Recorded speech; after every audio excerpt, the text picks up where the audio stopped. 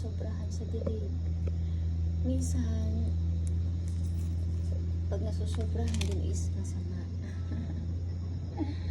Katulad ng pagmamahal. Okay, pag nasobrahan sa pagmamahal, hindi na okay, namamatay na ang relasyon. Nasobrahan siya sa tubig, nasobrahan siya sa dilig, hindi siya pwedeng sobrahan pala sa pagdidilig ang isang aloe vera. Ayan.